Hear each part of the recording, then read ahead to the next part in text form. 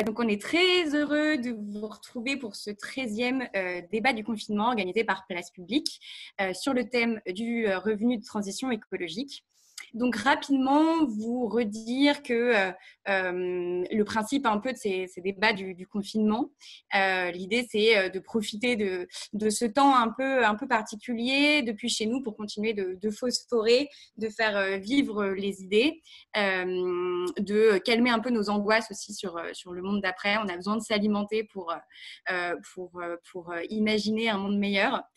Et je vais laisser la parole à Thomas, qui est référent de Place Publique Paris, qui a l'initiative de ces débats du confinement et qui d'ailleurs est en train de faire des petits, puisqu'il y a plusieurs places publiques locales qui commencent à organiser des débats du confinement. Donc Thomas, peut-être que tu peux nous annoncer les prochains débats et nous rappeler peut-être les règles de fonctionnement pour réagir, poser des questions.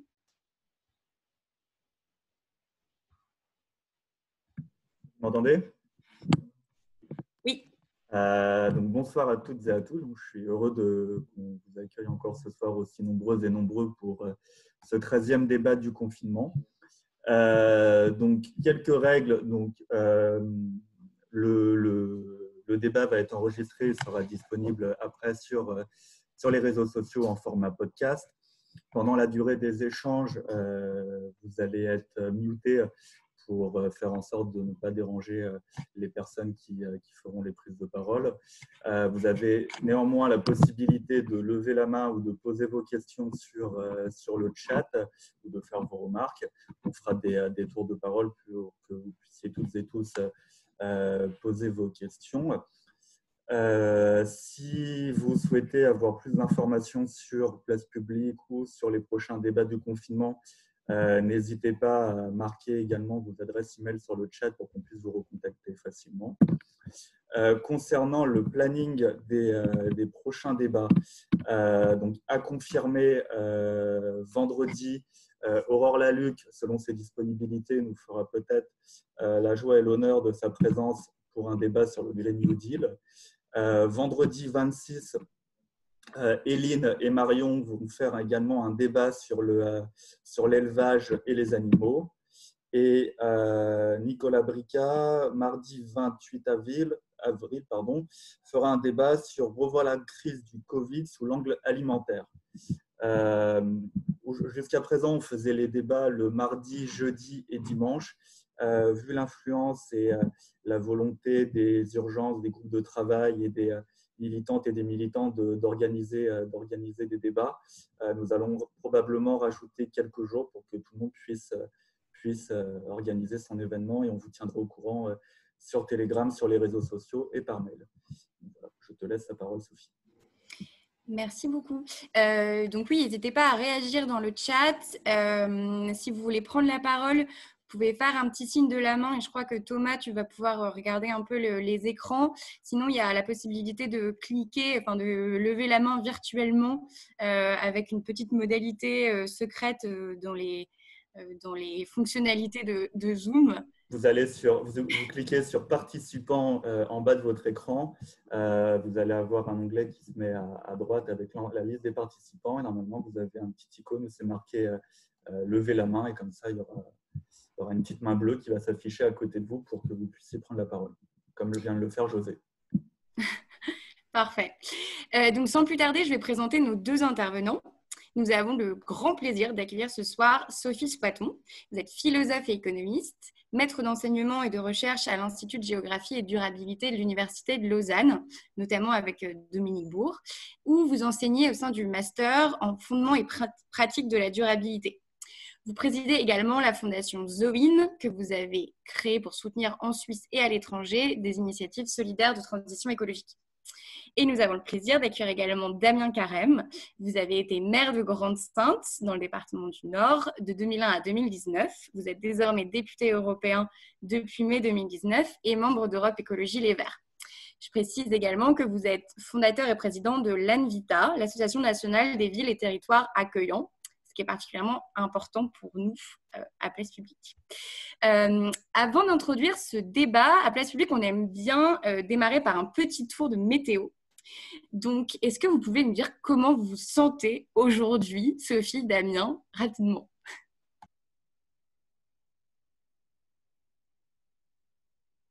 Pour activer le micro. Damien, tu veux commencer? Moi, je me sens très bien. Très contente d'être déconfinée grâce à ce débat ce soir, en plus international. Ça me fait très plaisir et je vous remercie énormément pour l'invitation. Donc, une météo chaleureuse et reconnaissante. Chez moi, tout va bien aussi. Les visioconférences, ça commence à être un peu lourd.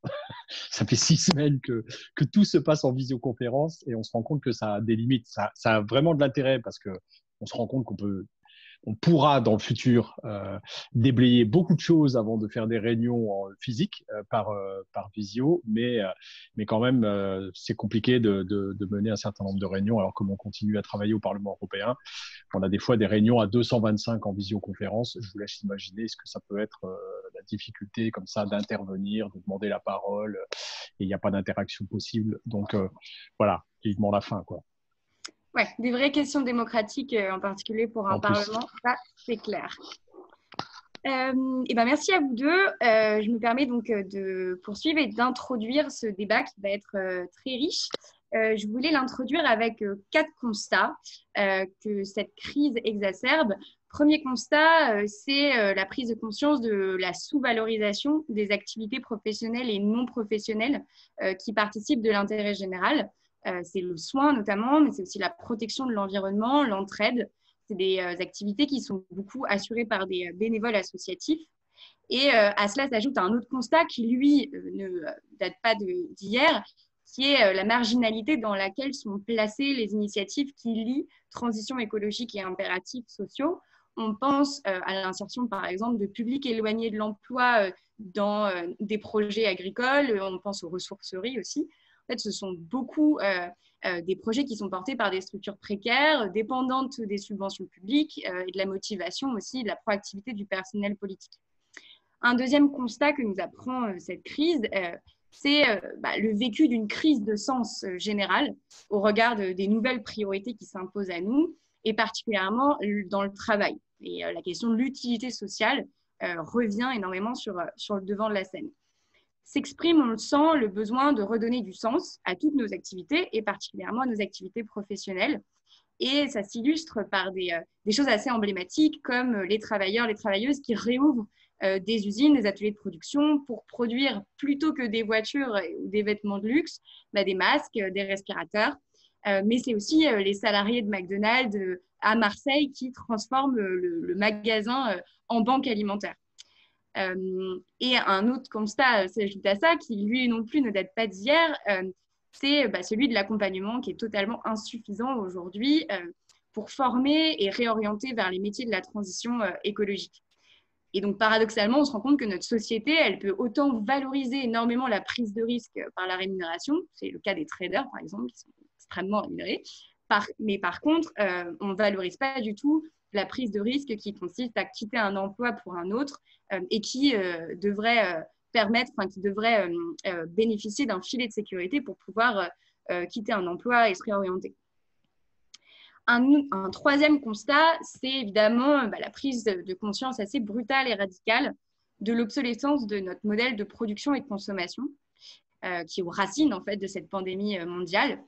Et sur la base de cette expérience du confinement, on fait l'expérience des limites dans nos vies confinées et on perçoit l'impérieuse nécessité de rétablir des limites dans nos vies, dans nos modes de vie, de nous rétablir collectivement et durablement les limites qui sont inhérentes au système Terre.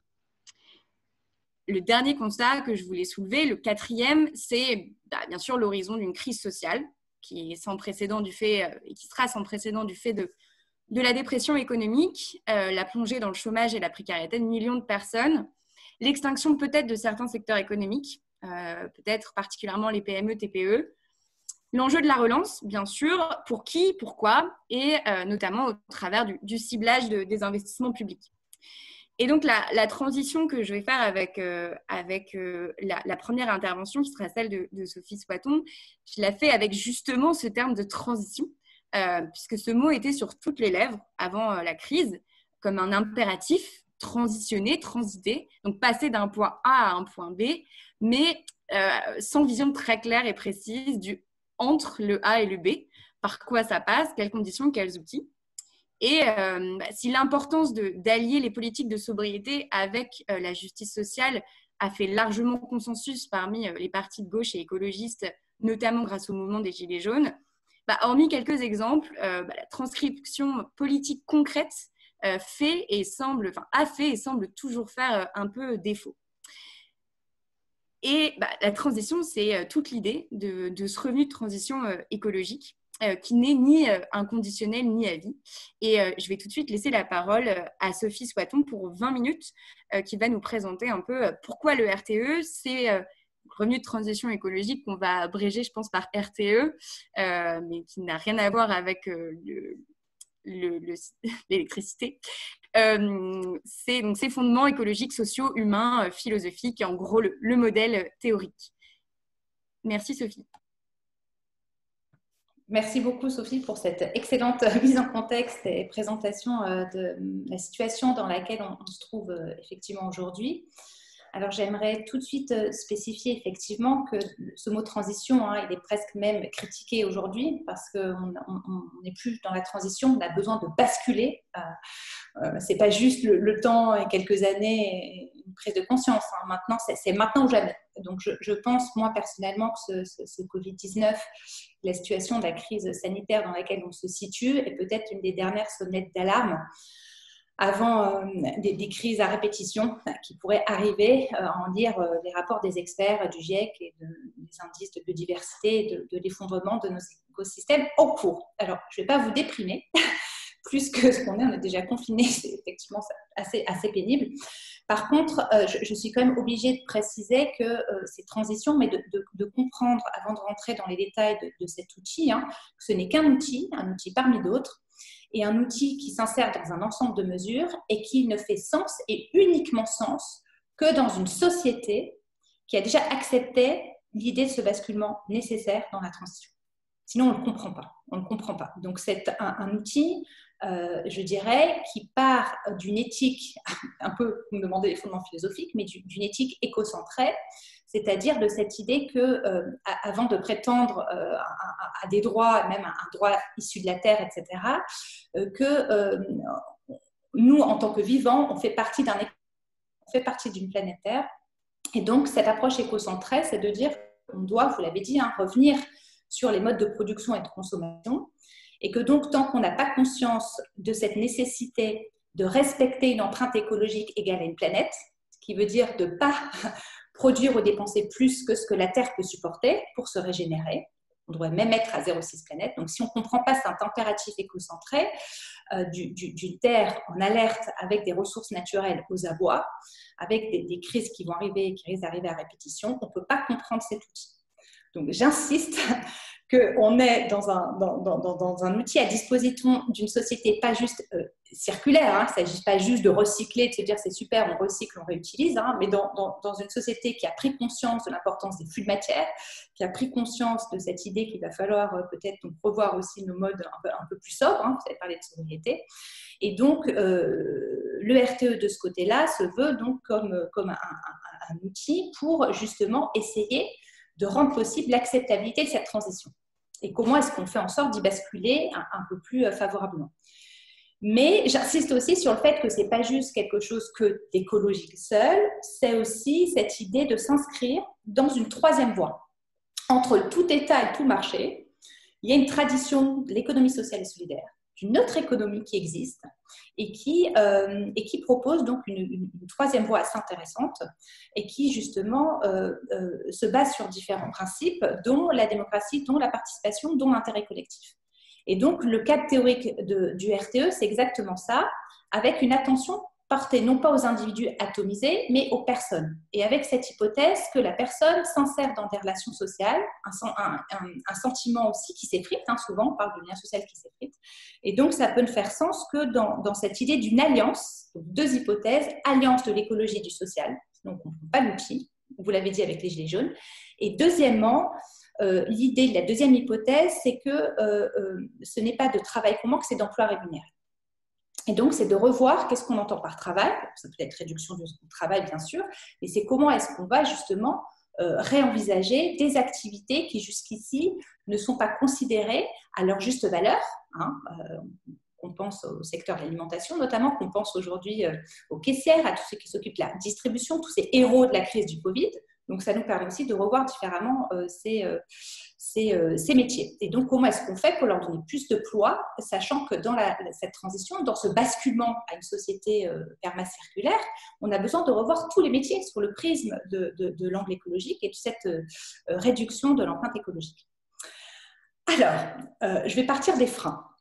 Aujourd'hui, vous pouvez me dire, très bien, mais qu'est-ce qui fait que, prenons un agriculteur par exemple, pourquoi est-ce qu'il n'arrêterait pas le glyphosate? On va dire, ça paraît simple, les pesticides, on rencontre chez tous les porteurs de projets différents freins, et je dirais que le premier frein, effectivement, il est monétaire. Bien sûr, ça coûte de l'argent. C'est de dire, moi, je veux bien arrêter, me mettre dans une activité de transition, mais j'ai besoin d'une activité monétaire pour me permettre justement d'amener à bien. Mais ça ne suffit pas. Il faut aussi un accompagnement. Certains ont besoin d'une formation. Arrêter une activité pour en faire une autre, ça suppose aussi de se former. Et ça, on oublie souvent le besoin de formation, le besoin d'accompagnement pour des porteurs de projets. Comment est-ce qu'on démarre une activité? Et puis, troisièmement, ce qu'on oublie aussi, c'est que les gens n'ont pas envie d'être tout seuls. Ils ont besoin de bonnes pratiques, de mutualisation, c'est-à-dire qu'est-ce qu'on fait les autres, d'être mis en réseau. Et du coup, je dirais que le revenu de transition écologique, ce n'est pas juste une aide monétaire, c'est un nouveau modèle économique qui propose d'être une pierre angulaire pour répondre à ces trois freins. Alors, comment est-ce qu'il y répond? Il y répond en disant, voilà, on doit pouvoir permettre d'assurer une sécurité monétaire, un revenu monétaire aux personnes qui se lancent dans cette transition, aux initiatives qui existent déjà, mais qui n'ont pas la rentabilité qui fonctionne, qui ne peuvent pas encore en vivre. Je pense aussi aux maraîchers, toutes les activités en mobilité, dans les épiceries, tous les métiers en fait sont à revoir. L'agroécologie, jardinage en forêt, c'est impressionnant le nombre d'activités qui pourraient exister, journaliste environnemental, l'agroécologie, je le disais, mais la mobilité, énormément de choses dans le low-tech, la construction, l'urbanisme. Et donc, répondre à un besoin monétaire. Deuxièmement, proposer une formation au cas par cas et l'accompagnement pour ces porteuses et porteurs de projets. Comment est-ce qu'on fait? Et troisièmement, leur permettre d'adhérer à des réseaux. Leur permettre ensemble de participer à un même modèle économique. Et donc, du coup, le revenu de transition écologique, c'est donc un dispositif qui va permettre de mettre en œuvre et de concrétiser ces trois aspects au sein, alors je suis désolée, c'est très théorique, on va venir après aux exemples pratiques, au sein de ce que je propose d'appeler une coopérative de transition écologique. C'est quoi une coopérative de transition écologique?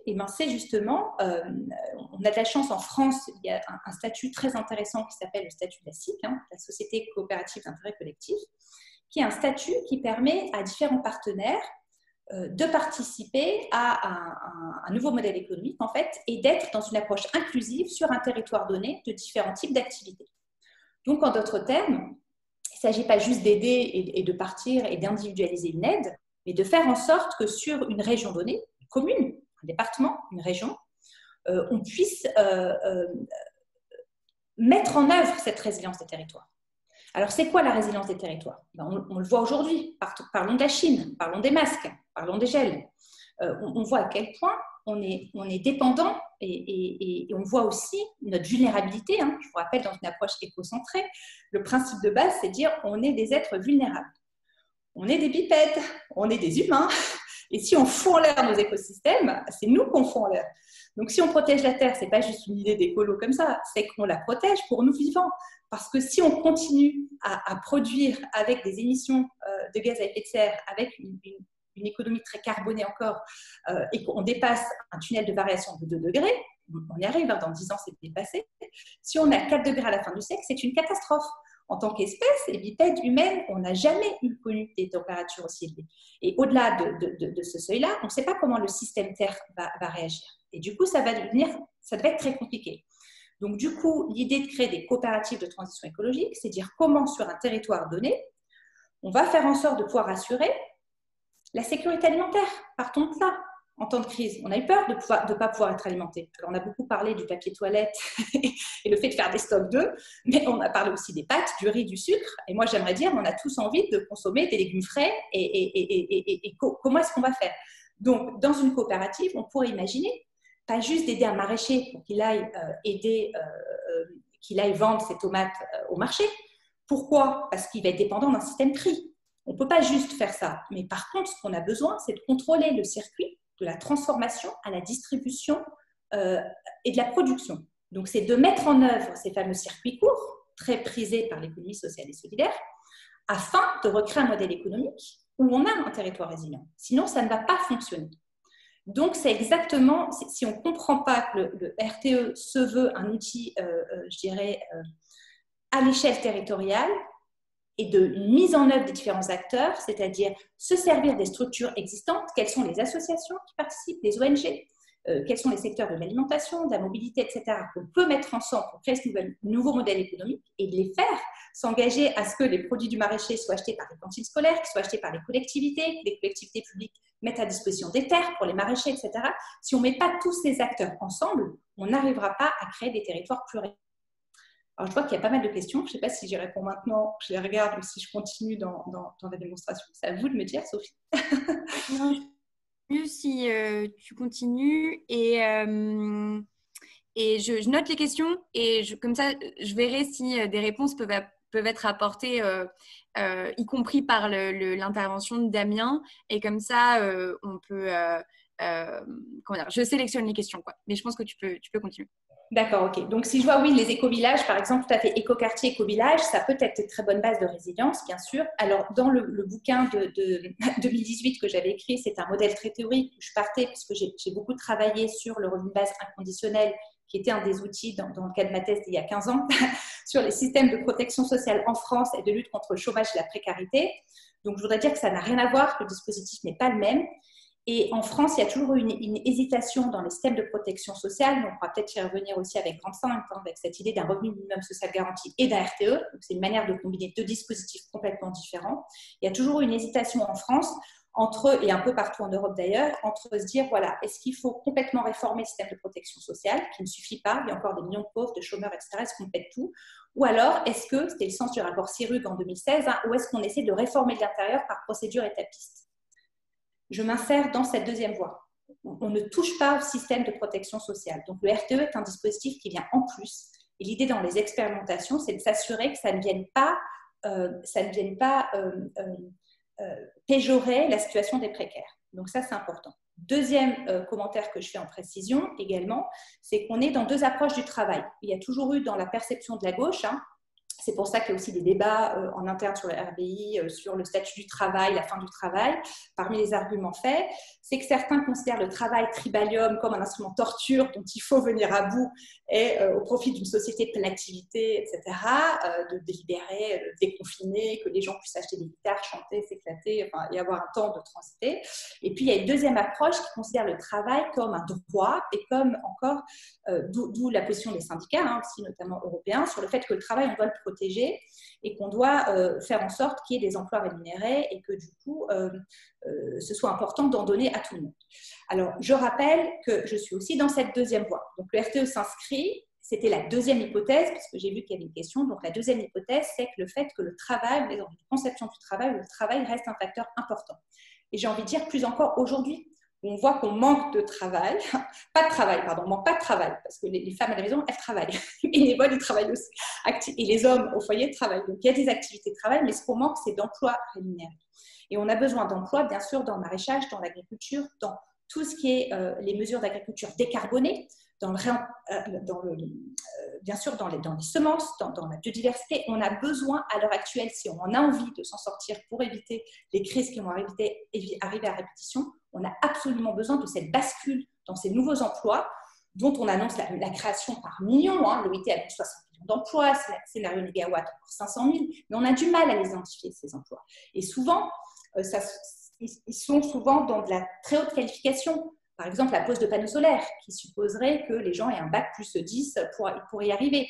Et du coup, j'en viens à une troisième notion importante, c'est les précaires, qui était ma première hypothèse du social et de l'écologie. C'est que du coup, il y a tout un pan de la population de précaires ou de personnes aussi qui manquent de formation, qui sont laissées un peu de côté et qui pourtant, dans tous les rapports ATD, les derniers en liste, là, demandent des emplois. Ce qu'ils veulent, ce n'est pas juste, bien sûr, une aide dans l'urgence, évidemment, mais qui n'ont absolument pas envie de se retrouver dans une situation de confinement absolu, mais qui ont envie de participer, de voir leur sobriété subie, qui puisse être valorisée aussi, de pouvoir participer pleinement en tant que citoyen avec leurs projets, de voir des projets qui puissent se réaliser.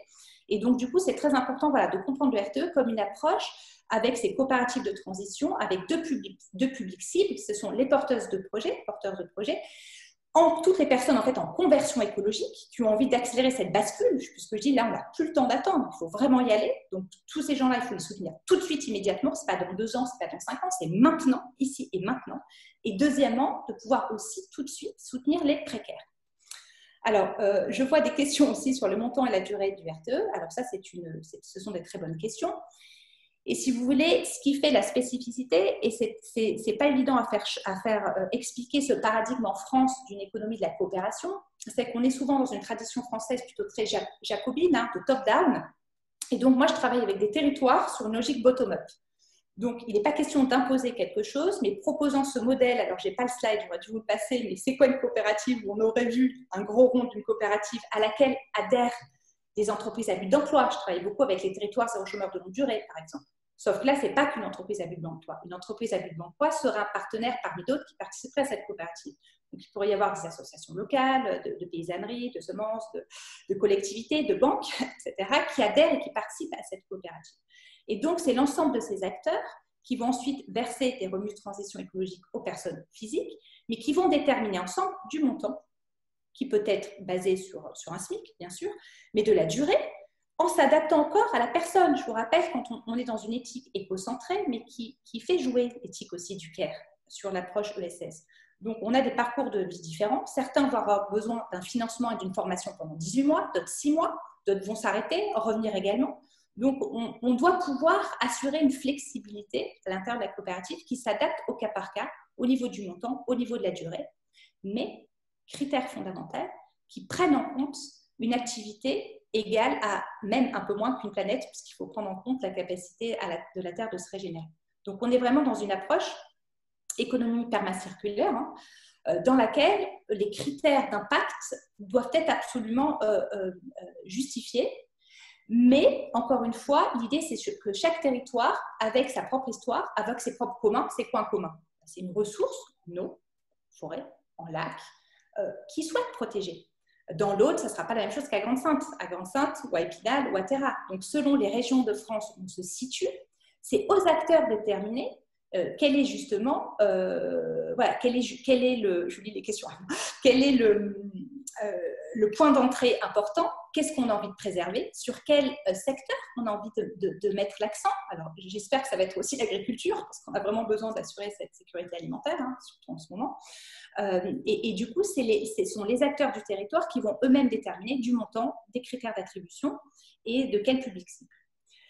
Et puis, on me demande de faire un point sur les différences, mais je ne sais pas entre lesquels des dispositifs, donc peut-être que je pourrais répondre après en question. Ce qui est aussi important, c'est de dire qu'on revendique le droit à l'erreur. Ce sont des expérimentations. Donc, on a besoin d'avoir une démarche inclusive qui inclut également les entreprises locales. Et on voit aujourd'hui, avec le plan de relance économique, il y a ce mot de relance économique qui me fait très, très peur, à l'heure actuelle parce que j'ai peur que ça revienne comme avant. Et en même temps, la situation actuelle est un formidable levier d'action pour justement basculer dans cette transition. Et du coup, je réponds aussi à la question, la différence entre le revenu de base inconditionnel et le revenu de transition, c'est que ça n'a absolument rien à voir. Le revenu de base inconditionnel, que je connais bien pour avoir travaillé très, très longtemps sur le sujet, est un revenu qui part d'une éthique réelle libertarienne, qui a commencé même au XVIe siècle avec Thomas More, reprise au XVIIIe avec Thomas Paine, et qui part de cette idée que la terre appartient à tous, et donc on pourrait imaginer un revenu inconditionnel auquel on aurait droit en tant que citoyen, en tant qu'homme, femme, peu importe, mais on aurait droit à une rente inconditionnelle donnée à vie.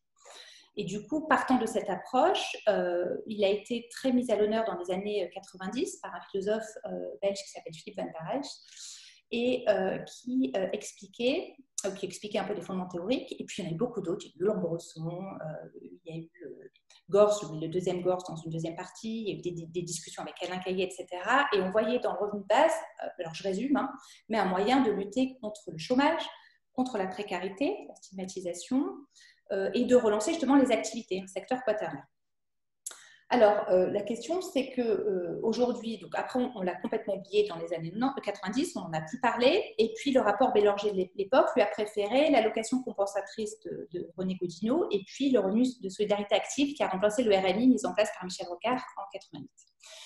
Et voilà, donc du coup, le revenu de base inconditionnel, on n'en a plus parlé, et puis il est revenu dans les années 2003, puis après 2016 en Suisse avec une votation, 2017 avec Benoît Hamon en France, et Benoît Hamon demandait un financement de 315 milliards d'euros, ce qui était énorme à l'époque. Et donc, c'est un peu, je pense aussi pour ça que ce n'est pas passé non plus dans son dispositif. Et voilà, et ça, on voit que ça revient aussi un petit peu aujourd'hui avec cette idée de dire qu'il faudrait refondre complètement le système des aides et proposer une aide universelle pour venir à bout de la crise. Et là où je mets une sonnette d'alarme, c'est de dire attention, et le revenu de transition écologique, encore une fois, n'a rien à voir. Il se base, c'est un revenu conditionné. C'est une solution, je dis toujours que ce n'est pas une solution miracle, c'est un outil parmi d'autres qui s'insère parmi deux dispositifs. Je vous invite à lire les propositions de retour à la terre qu'on a faites avec un collectif d'auteurs disponibles sur la revue de la pensée écologique. C'est une mesure parmi d'autres, une mesure économique parmi d'autres, qui n'a de sens que dans une société qui a accepté de transiter.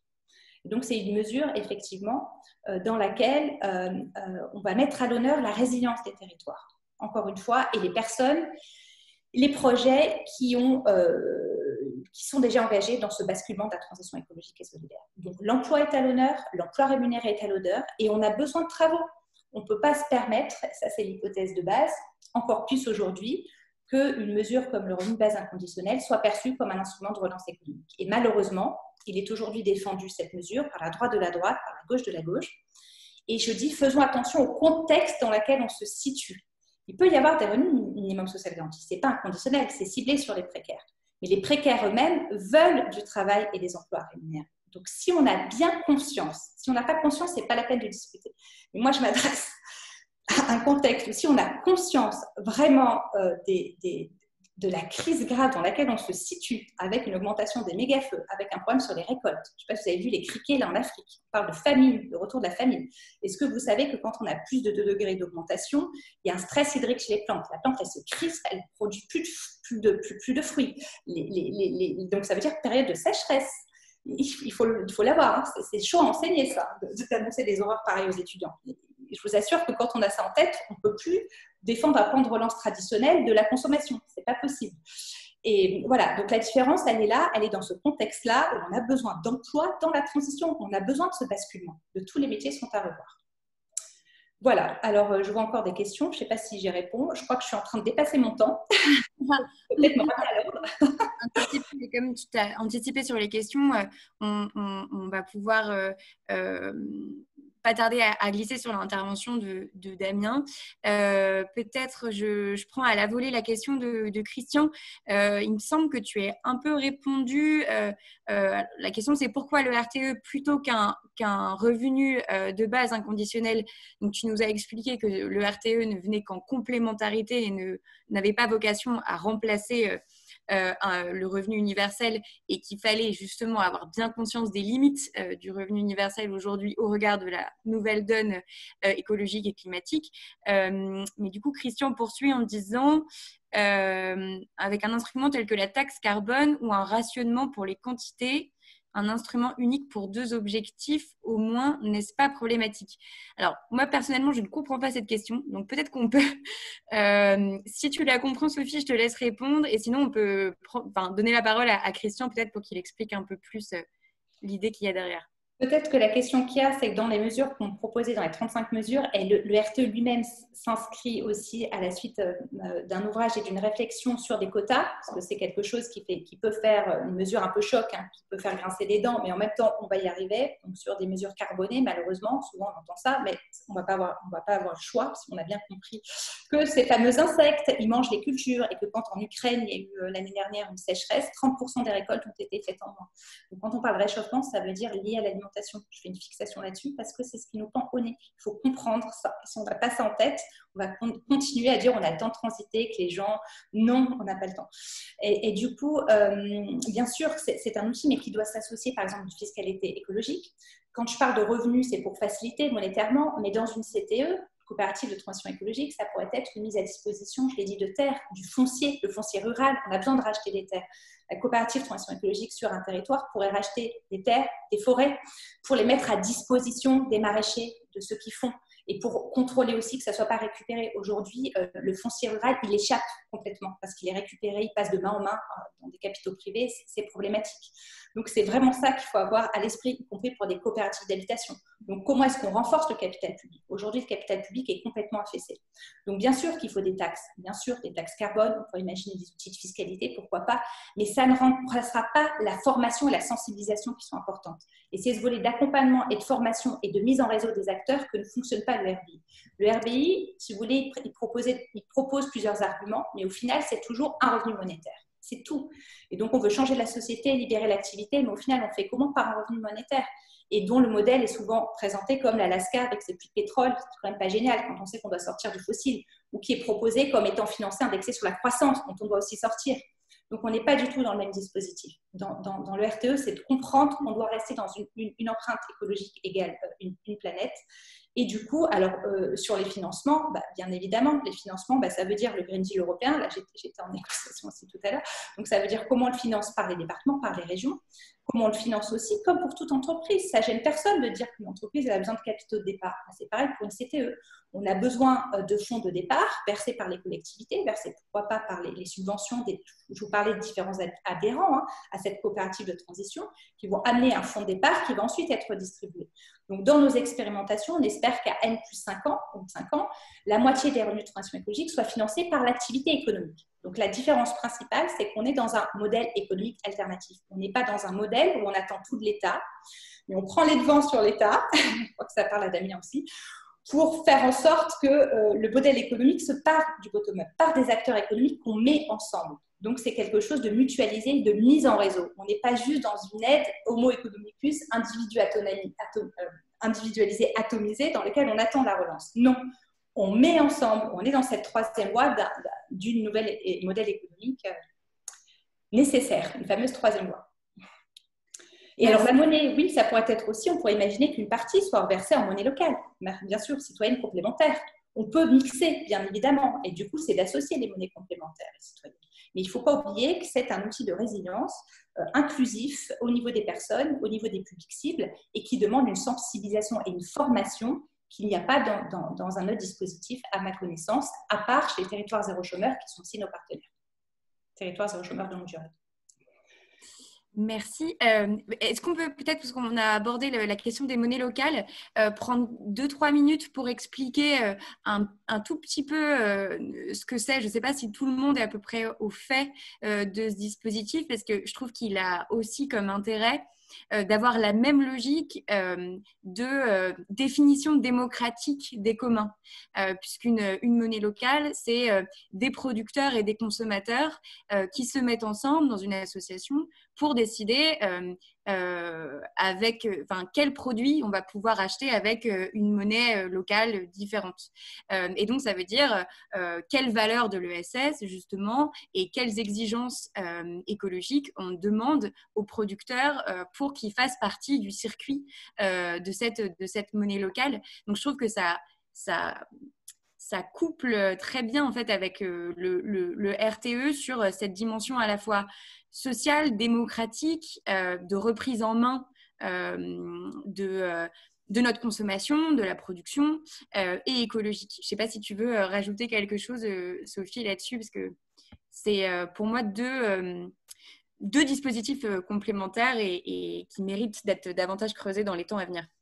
Je suis complètement d'accord et on travaille, donc je vois aussi les questions qui arrivent, et évidemment, on travaille complètement sur ce dispositif. Ça pourrait être aussi tout à fait de communs. Alors, je n'en ai pas parlé des communs, je ne pouvais pas, j'essaie de réduire le temps, d'être hyper synthétique et d'avoir un débit très rapide, ce qui n'est pas souvent l'idéal. Mais quand on parle de communs, alors j'envoie la définition. Alors, il y a Dardo et Laval, il y a Ostrom, il y a David Bollier 2014, son ouvrage est disponible aussi en ligne. Un commun, alors ça peut être un commun, tout peut être commun, mais à condition qu'il y ait une ressource à protéger, une communauté d'utilisateurs, associée à Wikipédia, et puis des règles en cas de dépassement. Et donc, dans les monnaies, ce qu'il y a d'intéressant avec les monnaies locales citoyennes, mais ça ne veut pas dire, si elles étaient seules, ça ne suffirait pas non plus, parce qu'il ne suffit pas d'inonder de monnaie un territoire pour que d'un coup, ça se mette en œuvre. Et c'est pour ça que je suis partie des freins. Il y a aussi des freins d'accompagnement, de mise en réseau. On ne peut pas juste compter sur les personnes. Et on est tellement dans une idéologie qui nous a poussé à nous individualiser que de parler de mise en réseau, c'est presque suspect, quoi. On se dit, alors que le vivant est vide de coopération. Et du coup, les monnaies, ça permettrait de dire que des monnaies se mettent d'accord sur le fait que cette monnaie-là ou cette tasse soit acceptée dans plein de commerces et qu'en fait, on choisisse la monnaie sur un territoire permettrait de relocaliser la production et la consommation, effectivement, et de s'assurer que ça revienne aussi localement aux producteurs et aux consommateurs. Donc, ça permettrait effectivement de valoriser la production locale, effectivement. Et puis, sur les critères d'impact, ce que je n'ai pas dit non plus, c'est que dans les expérimentations, tout ce qu'on fait, quand même, à la base, je suis donc chercheur, et du coup, l'idée, c'est de faire partir des recherches-actions.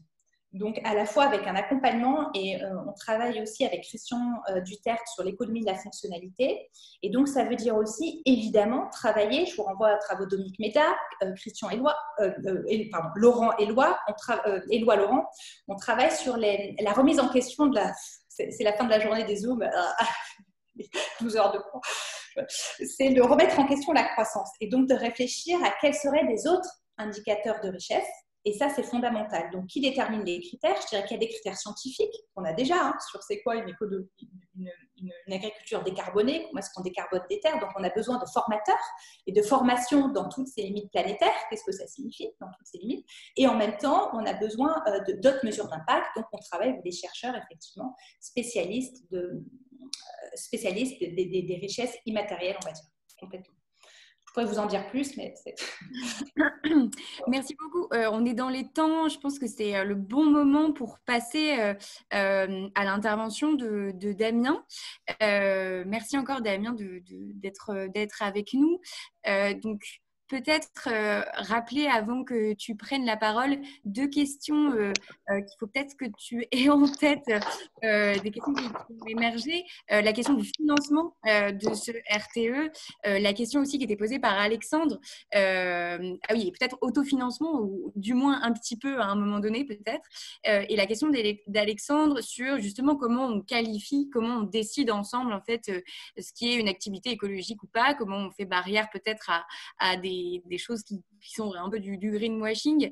Alexandre nous demandait aussi qui valide l'aspect écolo. Est-ce qu'il y a un référentiel, l'État, ADEME, région, etc., cabinet d'expertise. Et plus globalement, c'est hyper intéressant pour nous que tu nous racontes un peu l'histoire de la mise en place du RTE à Grande-Synthe, le fait que tu l'as pensé en complémentarité avec le revenu minimum garanti, cette co-construction démocratique, le fait de coller aux spécificités de Grande-Synthe. Et je m'arrête là.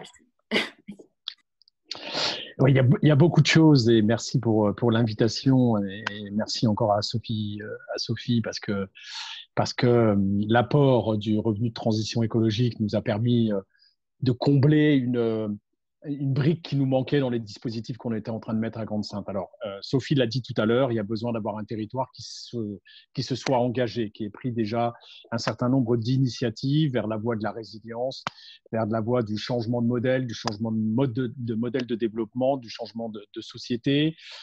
Et pourquoi moi je l'ai mis en œuvre à Grande-Synthe en tant que maire, c'est parce que je voyais bien dans cette ville qui est née au début des années 60 pour les besoins de l'industrie, c'est l'implantation d'Usinor, une grosse entreprise sidérurgique en bord de mer qui a fait que cette ville s'est bâtie, puisque c'était un petit village de 1600 maraîchers à la fin des années 50 et c'est devenu une ville de 25 000 ouvriers qui étaient venus dans cette usine-là en 20 ans, en 25 ans derrière. Et malheureusement, dans ce territoire hyper industrialisé qu'est l'agglomération dunkerquoise, où il y a de l'industrie pétrolière, pharmaceutique, pétrochimique, etc. On subit les affres de la désindustrialisation dans un territoire qui a des spécificités sociales qui sont extrêmement douloureuses. Dans ma ville, c'était 28% de taux de chômage, c'était 33% des gens qui vivaient sous le seuil de pauvreté. Et on ne voyait pas l'issue dans le monde dans lequel on vit, dans la société dans laquelle on vit, à cela, puisque le propre de l'industrie, et quand je reprends que l'exemple d'Usinor, c'est de produire plus en utilisant le moins possible de main-d'œuvre. Et au plus haut de l'usine, il y avait 12 000 salariés. Aujourd'hui, c'était dans les années 75. Aujourd'hui, ils produisent 10 fois plus d'acier en n'embauchant plus que 2400 personnes. Donc, on voit bien les conséquences de ce modèle de développement et ce qu'il laisse sur le côté, sur la route. Donc, on a mis en place un certain nombre de mesures à Grande-Synthe qu'on a accompagnées. On sentait bien déjà depuis très longtemps la crise qu'on vit aujourd'hui du coronavirus nous montre un effet de loupe grossissante sur ces crises-là. Et Sophie parlait tout à l'heure de la sécurité alimentaire, j'allais dire de la souveraineté alimentaire, sans que le mot souveraineté fasse allusion à ce que certains entendent derrière, mais c'est comment on arrive à se nourrir, non seulement à l'échelle européenne, à l'échelle française, mais aussi à l'échelle des territoires. Imaginez que si jamais il y avait eu, en plus de cette difficulté, un blocus pétrolier, en plus de cette crise sanitaire derrière. On sait que Lyon, par exemple, a fait l'étude il y a quelques années. Lyon n'avait que 3 jours d'autonomie alimentaire sans les camions qui approvisionnaient cette agglomération-là. Donc, c'est comment, dans le futur, on arrive à avoir cette souveraineté alimentaire. Et on a aujourd'hui, dans la crise du coronavirus, l'impérieuse nécessité aussi d'avoir cette souveraineté sanitaire pour produire nos masques, pour produire nos respirateurs, pour produire, etc. Et tout ce qui est mis en avant, même les principes actifs des médicaments, même du paracétamol qu'on n'a même plus chez nous et qui nous viennent de Chine aujourd'hui. Et c'est pas faire un protectionnisme de cela, c'est simplement de se dire comment demain on fait face à toutes ces crises et comment on revit pas la crise dans laquelle on est, avec donc cette nécessité sur le plan de l'alimentation, sur le plan sanitaire, sur le plan social, comment cette crise montre aussi les impacts multiples auprès des populations les plus défavorisées qui sont pour rien dans ce changement climatique, mais qui subissent toutes les conséquences parce que je rappelle quand même que le coronavirus, c'est une crise écologique avant tout, c'est la déforestation dans un certain nombre de régions du monde pour satisfaire nos besoins qui a fait que les virus contenus chez les espèces sauvages se sont transmis à l'être humain et se sont répandus à travers le monde. Donc, c'est d'abord une crise écologique qui se transforme en crise sanitaire. Et comment cette crise écologique crée aussi, met en avant et exaspère les inégalités sociales qui sont dans notre pays, donc, dans notre société. Et dans ma ville, c'était déjà ça que je notais il y a un certain nombre d'années. Et donc, on a beaucoup travaillé avec la population. Il faut un engagement politique fort. Il faut aussi montrer l'exemple. Moi, j'ai toujours eu, dans mes 18 ans comme maire de Grande-Synthe, une phrase de Gandhi qui mène mon action politique, et elle est encore vraie aujourd'hui, c'est montrer l'exemple n'est pas le meilleur moyen de convaincre, c'est le seul. Cette phrase-là, je l'aime beaucoup. Il faut qu'on soit exemplaire dans notre manière de faire pour demander aux autres de nous accompagner à un moment donné. Et c'est ce qu'on a fait. On sait depuis longtemps que, par exemple, le système d'agriculture conventionnelle est très mauvais pour la santé des êtres humains. Il y a plein d'études qui sortent sans arrêt dessus et qui le montrent, non seulement sur la santé en termes de qualité des aliments, mais aussi en termes d'action sur la qualité de l'air, action sur la qualité de l'eau, action sur la perte de biodiversité, enfin bref, toutes les conséquences de ce mode agricole a des conséquences dramatiques et sur le plan sanitaire. Moi, j'ai vu un documentaire il y a quelques années de Jean-Paul Joly qui s'appelle « Nos enfants nous accuseront », ça devait être en 2011, et quand j'ai vu ce documentaire dans le cadre d'une diffusion d'une université populaire qu'on a mis en place sur la ville de Grande-Synthe. Je suis rentré le lendemain matin, j'ai appelé les services en disant, c'était au mois de mars, en disant au mois de septembre, on passe au 100% bio dans toutes les cantines scolaires, parce que je ne voudrais pas qu'un jour, et il avait raison, Jean-Paul Jourde, de mettre ça en avant, je ne voudrais pas qu'un jour les enfants se retournent vers moi en disant vous saviez que vous nous donniez grosso modo des produits toxiques et vous avez continué à le faire en toute connaissance de cause. Donc voilà, je voulais non seulement me donner bonne conscience, mais aussi protéger la santé de ces enfants-là. Et le local ne suffisait, enfin le bio ne suffisait pas, c'était déjà sur le plan sanitaire. Et ce que je voulais aussi montrer derrière, c'est créer l'exemple de la production locale et de faire en sorte qu'on soit en autonomie alimentaire, notamment dans un premier temps sur la restauration collective de la ville. Et c'est pour ça qu'on a acheté des terres. La ville a acheté des terres maraîchères à des maraîchers qui sont venus, qui les ont vendues à la ville parce qu'ils aimaient bien la direction qu'on donnait sur la gestion des terres agricoles. Et on a, alors là, on n'a pas pris des employés, on n'a pas fait comme dans certaines communes, à Mouansartou ou d'autres en France, on n'a pas, nous, embauché des agriculteurs, mais on loue ces terres à des agriculteurs qui s'installent, des jeunes qui cherchaient des terres et qui n'avaient pas de terre. Et donc, on leur loue à eux. Et voilà, c'est le système qu'on a mis en place. Je vous parle de ça pour le modèle alimentaire. On pourrait parler de l'économie, puisque Sophie a aussi évoqué Christian Dutertre, qui est un économiste de l'économie de la fonctionnalité. On a remis en place un lieu à Grande-Synthe, des lieux en fait où on part de la fonctionnalité des produits et donc on explique aux habitants la société de surconsommation dans laquelle on est, comment on peut s'en passer, qu'est-ce qu'on met ensemble comme dispositif pour arriver à ça. Je prends un exemple que j'aime bien prendre parce qu'il illustre bien les propos. J'ai été membre de l'Institut de l'économie circulaire en France et un jour, il y a un fabricant d'électroportatifs, d'outils électroportatifs qui vient faire un retour d'une étude qu'il a menée et notamment sur les perceuses électriques. Et donc, ils ont interrogé les clients qui venaient acheter une perceuse pour savoir combien de temps ils s'étaient servis de la perceuse qu'ils venaient changer. Et j'étais effaré de voir le temps. On la possède peut-être pendant 10 ans, mais en fait, on s'en sert entre 9 et 13 minutes. Et quand on sait qu'une perceuse, il faut 800 litres d'eau, il faut beaucoup d'énergie, il faut beaucoup de matériaux rares pour construire une perceuse, c'est toute la question de la fonctionnalité. On n'a pas finalement besoin de posséder une perceuse, on a simplement besoin de faire un trou à un moment donné. Et c'est là toute la logique qu'il faut inverser de la société dans laquelle on vit, de la consommation, on a besoin de toujours plus, etc., et du partage des ressources dans le collectif. Et donc, on a un lieu à Grande-Synthe qu'on appelle Troc & Co, où en fait, on met en commun des outils. On a une outitech, on a aussi une grainothèque maintenant.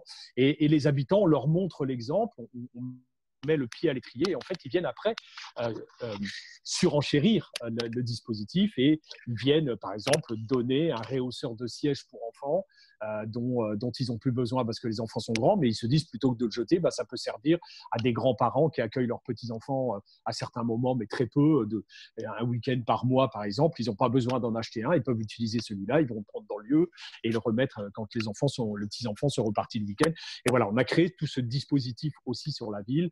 On a des lieux en fait où les habitants se mettent ensemble pour cultiver ils ont appelé un dispositif et c'est les habitants qui se sont formés qui ont créé ça, la forêt qui se mange. C'est un lieu à Grande-Synthe en fait où ils ont planté plein de plantes et d'arbustes et d'arbres en fait sur lequel où tout se mange à l'intérieur de cette forêt-là.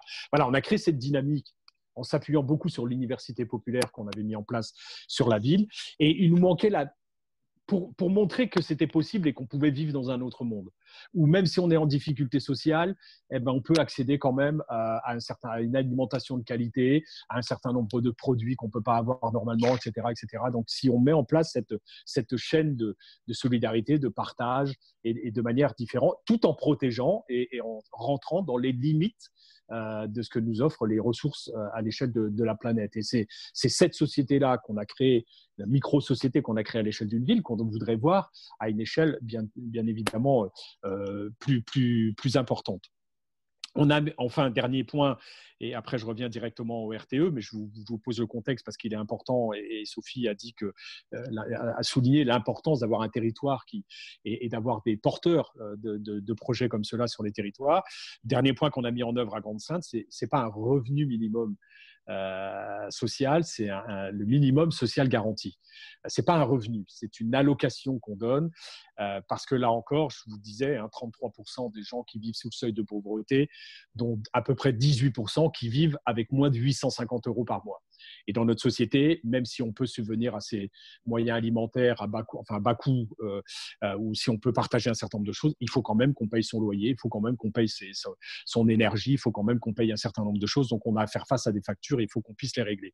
Quand on vit avec moins de 850 € par mois, c'est extrêmement compliqué. Et pareil, il y a là encore une absence totale de véritable volonté politique dans notre pays à se battre contre la pauvreté et à éradiquer la pauvreté, qui fait partie pourtant des objectifs de développement durable des Nations Unies que tout le monde a signé. Mais bref, donc on a décidé à Grande-Synthe de mettre en œuvre ce minimum social garanti qui fait que toute personne qui gagne, dont l'ensemble des ressources est de moins de 850 € par unité de consommation, c'est-à-dire si je suis une personne seule, c'est 850 €. Si je vis en couple, c'est 1,5 fois 850 €, donc on va dire 1 300 € pour arrondir. Si j'ai des enfants de plus de 14 ans, c'est une demi-part supplémentaire. Et si j'ai des enfants de moins de 14 ans, c'est 30% supplémentaire. Bref, donc ça veut dire que ça s'adresse à qui? Ça s'adresse aux gens qui sont minima sociaux. Ça peut être des gens qui sont RSA, qui ont 450 €. S'ils ont un certain nombre d'autres aides et qu'ils arrivent à 800 €, à 600 ou 700 €, on leur met un différentiel par mois de 150 € pour qu'ils soient à ces 850 €. Quand c'est des familles, par exemple, on a beaucoup malheureusement l'espérance de vie chez les hommes sur cette partie du territoire, elle est de 5 ans inférieure à la moyenne nationale, donc on se retrouve avec beaucoup de femmes qui ne vivent qu'avec la pension de reversion de leur mari, et comme c'est un territoire industriel, il n'y avait pas beaucoup d'emplois féminins, donc c'est souvent des veuves qui se retrouvent avec cette pension de reversion de leur mari. Aujourd'hui, elle a 850 €, mais quand vous avez aussi un enfant qui est au chômage, qui est en fin de droit, qui n'a plus les moyens de payer son loyer, qui vient revivre chez sa mère pendant une période de sa vie, eh ben le pension de reversion de cette dame, elle ne suffit pas à faire face aux factures de la personne ennemie quand on recueille un enfant qui peut avoir 20 ans, 30 ans ou 40 ans quand il est dans la difficulté sociale. Et la troisième type de personne à qui ça s'adresse, au foyer à qui ça s'adresse, c'est les travailleurs pauvres. On sait aujourd'hui qu'il y a beaucoup de gens il y a de plus en plus de travailleurs pauvres. Quand vous avez quelqu'un qui gagne le SMIC à 1 200 € et qu'il est marié avec 2 enfants qui ont plus de 14 ans, si on prend le seuil de pauvreté, il devrait toucher 850 € multiplié par 2,5 parce que c'est 2 adultes et 2 enfants, donc 2,5 parts. Il devrait toucher 2 200 € à peu près. Les 1 200 € plus même les allocations familiales, l'allocation logement, il est bien souvent en dessous des 2 200 € et donc il est sous le seuil de pauvreté. Et on mettait ce complément-là aussi sur ces personnes. Et je peux vous assurer qu'avec la crise qu'on vit là et les chômages partiels que vivent un certain nombre de foyers, et donc qui va impacter gravement les mesures, je pense que ce minimum social garanti va jouer pleinement pour permettre à certaines familles d'avoir la tête hors de l'eau et de pouvoir faire face aux factures qui tombent derrière. Donc on a mis en place tout ce dispositif, tout cet environnement, et nous manquait le moyen de pouvoir apporter une forme de revenu aux personnes qui s'orientaient vers ces changements de métier, qui faisaient cette transition vers, par exemple, les gens qui sont en maraîchage aujourd'hui. Il y avait des formateurs dedans, ce n'étaient pas des maraîchers. Et donc, il y avait une période de transition. Il y avait une période de transition aussi puisqu'ils s'installaient, comment ils allaient vivre cette période, toute la période de la première culture, par exemple, et c'est comment on les accompagnait. Ben voilà, il y a le RTE qui est arrivé à Grande-Synthe et ça nous a permis de mettre ces personnes dans la coopérative et donc d'être des coopérateurs de cette coopérative de transition écologique qu'on a créée sur Grande-Synthe. Elle n'est pas très vieille, elle a encore moins d'1 an aujourd'hui puisqu'on l'a effectivement créée le 27 mai 2019, donc elle a 11 mois, même pas encore 11 mois. Donc, elle est toute récente. Mais ça fait partie de ces personnes et de la manière dont à qui ça s'adresse et à quoi ça sert à un moment donné. Je vais répondre du coup aux questions qui sont posées. C'est quel est le financement? Dans un premier temps, il faut des fonds pour amorcer la pompe, effectivement, pour apporter cet accompagnement de revenus, cet accompagnement aussi de formation qui a besoin à certains moments, et ça c'est non négligeable. Et je pense que, et Sophie l'a souligné, que dans cette période qui devrait nous permettre de réorienter beaucoup d'activités.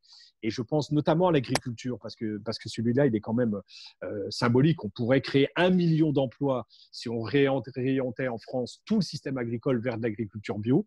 1 million d'emplois. On voit bien là, pendant la crise, comme il n'y a plus d'employés et qu'on ne pouvait plus avoir des employés étrangers, on a demandé à des réfugiés d'aller aider dans les champs pendant cette période du coronavirus. C'est quand même un monde, hein, quand on veut s'en débarrasser de ces réfugiés en temps normal, qu'on ait besoin d'eux pour nous nourrir à un moment donné. Donc, c'est amorcer la pompe pour ces personnes-là, pour la formation, pour ces emplois. Et après, comme les gens qu'on aide deviennent coopérateurs de la coopérative, après, ils cotiseront une partie de leurs ressources une fois qu'ils seront en capacité de se fournir leur propre rémunération avec leur propre activité derrière. Ils deviendront coopérateurs et voilà. Et plus il y en aura, au plus ça fera des fonds qui permettront à d'autres de bénéficier de ces revenus, de cet accompagnement de formation, jusqu'à ce que tout le monde prenne son modèle.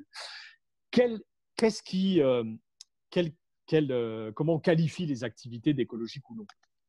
En fait, je ne sais plus si Sophie en a parlé ou pas, mais c'est ce qui était dit, je crois que c'est dans ton livre, Sophie, c'est les activités à faible impact environnemental. Enfin voilà, il n'y a pas besoin d'avoir l'État, l'ADEME ou je ne sais pas quel organisme pour certifier d'une activité à faible impact environnemental. Dans l'architecture ou dans la construction aujourd'hui, il y a des gens qui font du béton et il y a des gens qui recréent des maisons de paille avec du pisé, avec un certain nombre de choses. Et ben, c'est ceux-là qu'on accompagnera dans la formation et dans la création de leur activité économique par la suite. C'est la restauration de la malbouffe chez les McDo ou machin, ou des gens qui viennent faire une restauration solidaire avec des produits locaux, acheter chez des maraîchers qu'on a implantés dans le dispositif, etc. Ouais, c'est ce petit microcosme à l'échelle locale, puisque ça repose, c'est pas une réponse, j'allais dire, nationale, universelle, comme le disait Sophie, mais c'est une réponse à l'échelle territoriale qui est apportée par le RTE, qui n'est pas une réponse.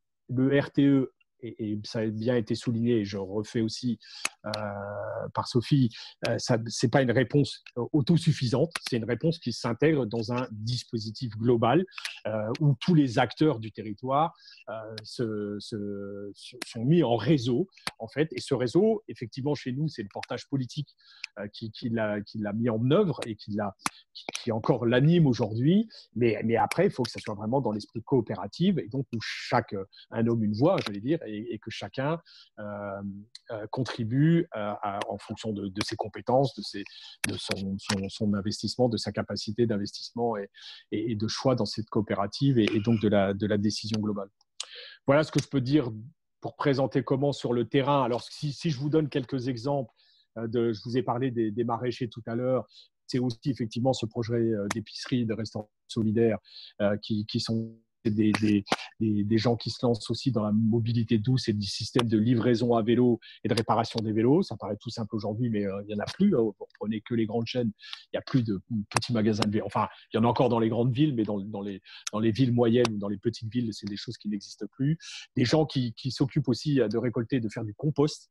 Ça peut être chez les particuliers comme chez les restaurateurs ou d'autres qui génèrent des produits fermenticibles. Voilà, c'est sur ces types il y en a aussi qui fabriquent du matériel pour le maraîchage. Alors, je ne sais plus le nom parce que je ne suis pas un spécialiste du maraîchage, mais il y a un certain nombre d'outils spécifiques dans le maraîchage qui sont faits par des gens, nous, parce qu'on avait mis en place aussi un outil qui s'appelait qui s'appelle toujours d'ailleurs le centre d'expression manuel, où en fait vous aviez d'anciens menuisiers, d'anciens forgerons, etc. On leur a mis en place des machines-outils pour travailler le bois, des machines à travailler le fer, et en fait vous pouvez venir avec votre bois brut à l'intérieur et ils vous accompagnent pour faire vous-même vos tables, vos chaises, vos lits, vos grilles, vos supports de pots de fleurs, etc. en fer forgé. Et voilà, et il y en a qui aujourd'hui se lancent pour faire ce type d'activité manuelle dans la collectivité et pour les habitants, en fait. Voilà. Voilà ce que je peux en dire dans la présentation et la mise en place concrète sur la ville. Merci beaucoup. Oui, c'est super d'avoir ces exemples, ça rend les choses très concrètes. Je regarde, moi, avec les questions que j'avais. Enfin, il y avait une question qui me venait comme ça, c'était après 1 an de vie de cette coopérative de transition écologique, il y a combien à peu près là, de coopérateurs? Est-ce qu'il y a une augmentation à peu près constante? Et une autre question, c'était peut-être sur le processus démocratique justement de création de cette coopérative. À partir du moment où des premières réunions ont lieu pour créer cette coopérative et la création en tant que telle, il se passe combien de temps? Comment c'est partagé entre les acteurs? Le rôle un peu de chef d'orchestre de la municipalité. Alors, je vais répondre assez rapidement dessus. On avait aussi un autre dispositif dont je ne vous ai pas proposé parce que chez nous, donc c'est une population, elle est adorable, la population de Grande-Sainte. Chaque fois que je soulève un certain nombre de points, ce n'est pas négatif du tout, mais c'était des salariés, des ouvriers et la capacité d'entreprendre, la confiance en soi pour se lancer dans son propre métier. C'est un processus énorme à mettre en place, à créer. Et on a depuis 2017, donc c'est 2 ans avant qu'on crée, que le RTE vienne s'insérer dans ce dispositif aussi. On avait créé un dispositif qui s'appelait Oser s'entreprendre à Grande-Sainte. Ose, on l'avait surnommé, pour justement travailler avec des gens qui étaient éloignés de l'emploi sur vous avez des capacités, comment vous pouvez les mettre à profit pour créer votre propre activité. Mais tout ça, c'est un processus très lent entamé avec la population. Alors, c'est un cadre spécifique, la ville de Grande-Sainte, parce qu'il y avait une forme d'homogénéité de la population, une population ouvrière salariée.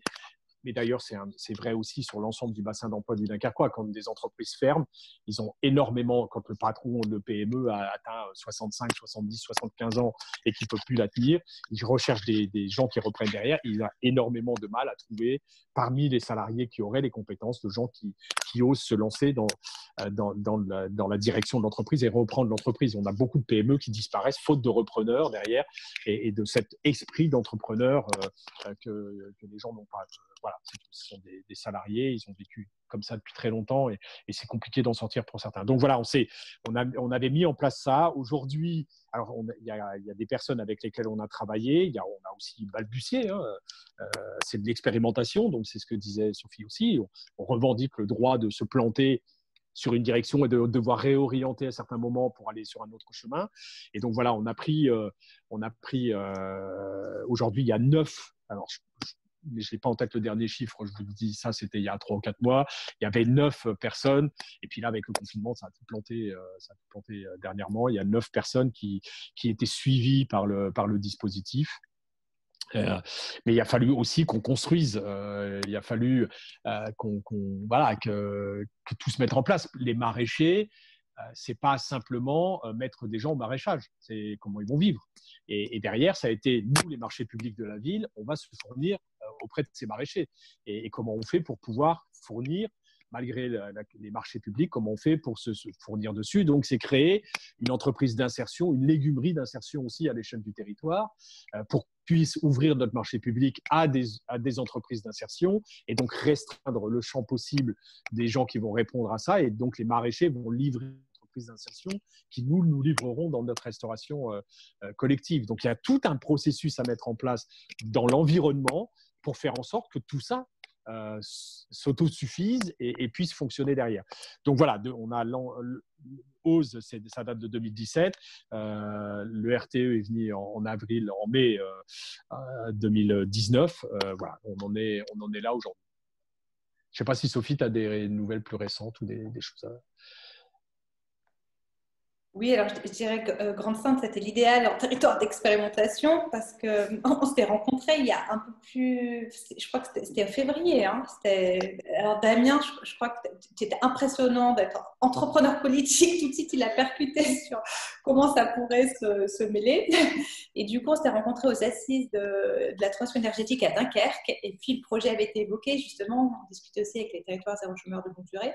Et Damien a tout de suite vu, donc c'est très facile à Grande-Sainte parce qu'on avait un maire parfait qui voyait exactement comment on pouvait combiner ce dispositif avec ce qui existe, puisque le but, ce n'est pas d'effacer ou de partir de zéro, c'est comment on s'adapte aux ressources du territoire.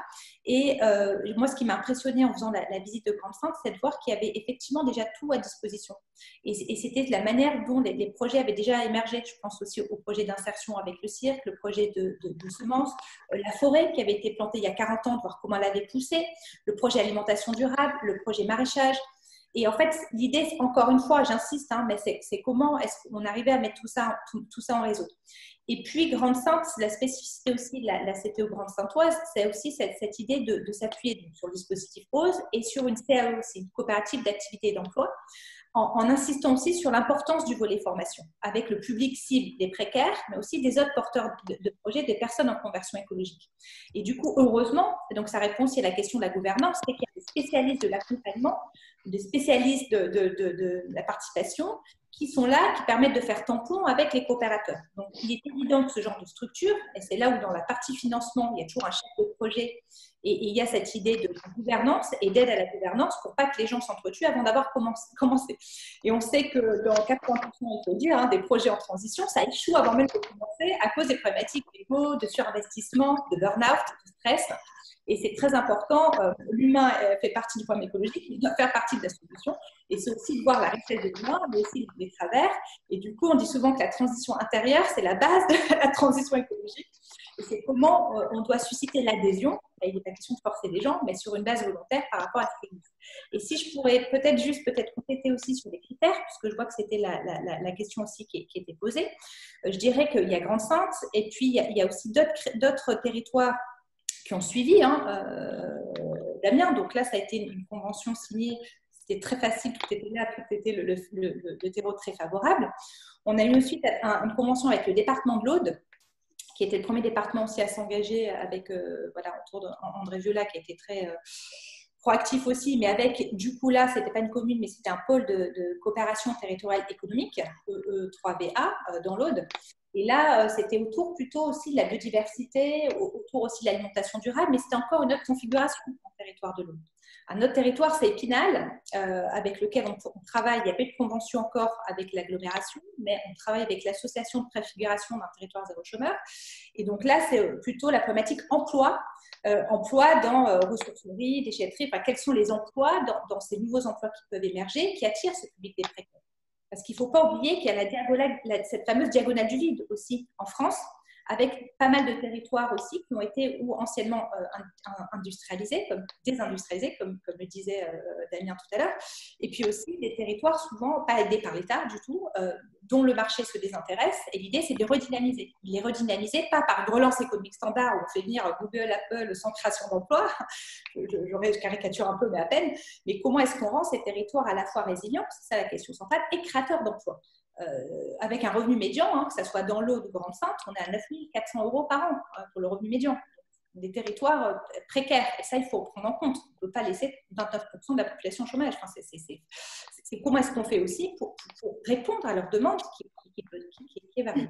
Et du coup, sur les critères, parce qu'il y a aussi en Haute-Garonne, avec Terra, un revenu de transition qui est plutôt axé sur, qui vient en plus d'un revenu d'autonomie qui vient sur l'éco-construction.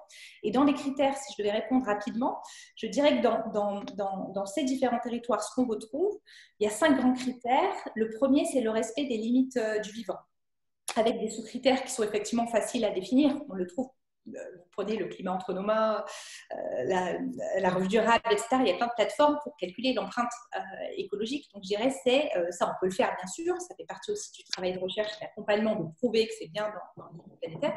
Mais il y a vraiment, le premier critère, c'est la limite écologique et du vivant, avec plein de sous-critères, dont l'empreinte énergétique du projet. Le deuxième critère, c'est de répondre aux besoins sociaux. Ça, c'est hyper important, avec cette idée d'améliorer effectivement la qualité de vie, de bien-être, l'implication citoyenne des usagers, l'accessibilité aussi à la coopérative.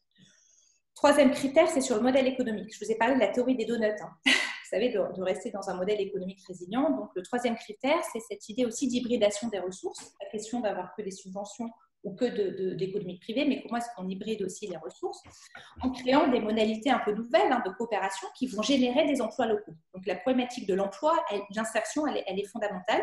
Et comment on valorise les ressources locales. À chaque fois, pour chaque critère, vous avez des sous-critères.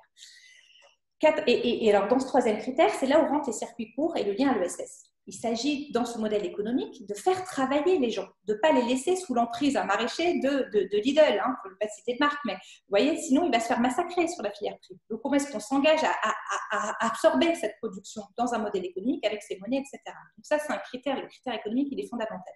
Il y a un quatrième critère très important aussi, c'est ce qu'on appelle l'effet réseau ou démultiplicateur.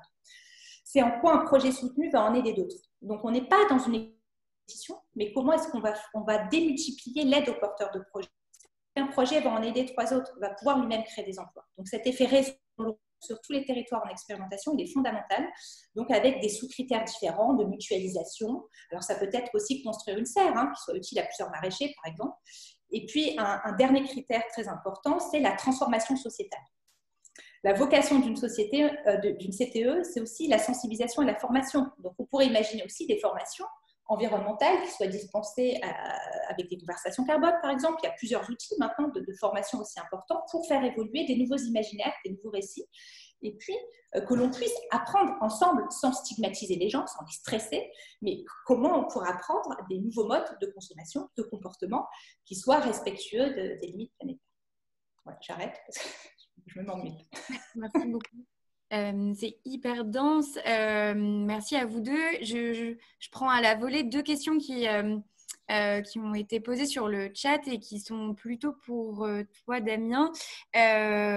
Donc Didier qui veut te demander comment tu as pu financer toutes les politiques écologiques et sociales sur Grande-Synthe, et Sarah qui souhaiterait en savoir un peu plus sur l'université populaire mise en place. Il lui semble que c'est à la racine de beaucoup de projets qui ont été mis en place dans la ville. Ouais, je rallume mon micro. Comment financer toutes les politiques écologiques? La seule qui nous a coûté de l'argent, la seule, et au début, c'est de passer au 100% bio dans la cantine. Parce que j'ai demandé à mes services de le faire sur 4 mois. Et du coup, il a fallu aller vite. Ça a soulevé quand même un sujet extrêmement intéressant, c'est que dans les coûts, puisque ça augmentait le coût de la restauration scolaire, j'ai demandé pourquoi ça a été aussi cher la différence. C'est parce qu'on donnait beaucoup trop de viande à la cantine, à la restauration scolaire. On n'avait jamais eu cette réflexion. Je n'est pas parfait. J'ai été élu en 2001, donc pendant 10 ans, c'est pas posé la place de la part carnée dans l'alimentation des enfants qu'on donnait. Et c'est au moment où on est passé au bio qu'on se l'est dit, parce que la viande bio c'est beaucoup plus cher. Et là, ça nous a fait exploser les coûts. Donc du coup, on a baissé aussi la place de la part carnée dans l'alimentation. Donc là, ça a été au départ 20% pour la ville de surcoût, enfin de coûts supplémentaires pour la restauration. Bien évidemment, on ne l'a pas répercuté aux familles, c'est un choix politique de la ville, et donc on ne l'a pas répercuté ça sur les familles. Aujourd'hui, on a finalement résorbé ces coûts-là, puisque comme on est en production locale, on se passe d'intermédiaires, et du coup, on n'a plus besoin, on arrive à avoir des prix qui s'approchent complètement des prix qu'on avait lorsqu'on était chez un fournisseur traditionnel ou qu'on était au non-bio derrière. Sinon, tout le reste, je sais pas, moi, quand on livre des logements passifs à des logements sociaux passifs ou qu'on fait avec des promoteurs, quand vous menez l'opération de promotion immobilière avec quelqu'un, moi, la ville, elle ne met pas un argent parce que ce n'est pas sa compétence dans le logement. C'est simplement la négociation politique qu'on a avec les bailleurs sociaux et les bailleurs ou les promoteurs qui viennent s'installer sur la ville. Comme ils viennent vous voir dans une démarche, parce qu'ils savent que vous avez un projet de construction de 500 logements quelque part, et ben, vous avez les promoteurs et les bailleurs qui viennent vous voir pour dire moi, ça m'intéresse de rentrer dans ce projet-là. On leur dit oui, ok, mais vous me faites du logement passif ou du logement bâtiment basse consommation. Et donc, derrière, au départ, ils font tous un peu la tronche parce qu'il y a des surinvestissements à mettre en œuvre pour obtenir ces logements-là. Mais au bout de quelques années, quand ils ont terminé l'opération immobilière et quand ils viennent vous voir au bout de 3 ou 4 ans en vous disant finalement, c'est vrai que ça coûte plus cher au départ, mais après, on a des frais de gestion qui sont complètement allégés parce que comme les gens payent moins de charges énergétiques, ils n'ont plus de retard de loyer. Et donc, du coup, ils payent leur loyer et donc, il y a moins d'incidents de paiement et donc, il y a moins de retard, etc. Et donc, ça améliore les coûts de gestion du bailleur. Et aussi, il y a moins de turnover parce que les appartements sont vachement plus agréables à vivre. Et donc, du coup, les gens ne quittent pas leur logement aussi rapidement qu'avant. Et donc, comme il y a moins de turnover, c'est moins de coûts de gestion pour les bailleurs et les promoteurs. Donc, ça, c'est une politique qui ne coûte rien. Mettre des arbres en ville, planter des arbres, ça coûte pas d'argent dans la ville. De mettre en place une forêt, c'est même pas moi qui l'ai mis en place, c'est des habitants qui viennent vous voir en disant on a besoin d'un espace pour créer une forêt comestible. Ça coûte rien à la ville, c'est simplement donner un espace, un bout de terre aux habitants pour qu'ils puissent mener leur projet. Mettre en place cet espace d'économie, de la fonctionnalité, de l'échange derrière, acheter une perceuse, acheter un nettoyeur haute pression, je ne sais pas, dans ce lieu pour le mettre à disposition de tout le monde, ça ne coûte rien. C'est pas des dépenses. Quand on fait des jardins partagés en pied d'immeuble, ça ne coûte que les poteaux qu'on met et les petits grillages pour éviter que les chiens viennent faire leurs besoins sur les cultures. Mais ça ne coûte rien à la collectivité, c'est les habitants qui font. C'est les habitants avec la ville qui font. On a mis 3 membres à temps plein à l'université populaire qu'on a créée. Ce n'est pas une université populaire associative, c'est un service public, cette université populaire. L'objet, c'est émanciper la population. Ça passe à travers plein de choses. Ça passe à travers des débats, des projections de films, à travers des actions à mener contre l'implantation du Linky, à travers, c'est eux qui accompagnent les jardins partagés, c'est eux qui forment les gens au compostage, c'est eux qui animent la grainothèque, c'est eux qui accueillent les écrivains publics au sein de l'université populaire. Enfin, voilà, c'est eux qui font la fête du monde du travail le 1er mai, la fête du monde la fête du comment on appelait ça pour les fermiers. Je ne sais plus, au mois de septembre, donc c'est la fête des paysans, en fait, la fête paysanne, voilà. Qu'on a fait, on a le monde ouvrier et les paysans de l'autre côté qui sont nos deux racines sur cette région. Voilà, tout ça, ce sont des politiques qui coûtent pas d'argent pour une collectivité. Et puis après, de toute manière, si ça en coûtait un peu, si à un moment on a fait de l'investissement. Ah oui, alors comment j'ai financé, par exemple, le minimum social garanti dont je parle. La première année, on nous avait dit que ça allait nous coûter 500 000 € à la ville. Et c'est vrai que c'est une dépense, là, pour le coup, qu'on n'avait pas avant, que ça allait nous coûter 500 000 €. Comment on l'a payé la première année? En fait, ça faisait 3 ans qu'on travaillait sur un plan de l'éclairage public, de rénovation de l'éclairage public. Parce qu'on a été capitale française de la biodiversité en 2010 à Grande-Synthe et que la biodiversité nocturne nous préoccupe aussi. Donc, en fait, moi, j'ai trouvé qu'on suréclairait. On a retravaillé sur un plan d'éclairage public. On avait 7 points lumineux, 7000 points lumineux sur la ville. On a réduit tout ça à 4000 points lumineux. On éclairait des rues où il n'y avait personne qui passait. On avait un suréclairage avec des poteaux tous les 20 mètres dans un certain nombre de rues. On a supprimé 1 sur 2.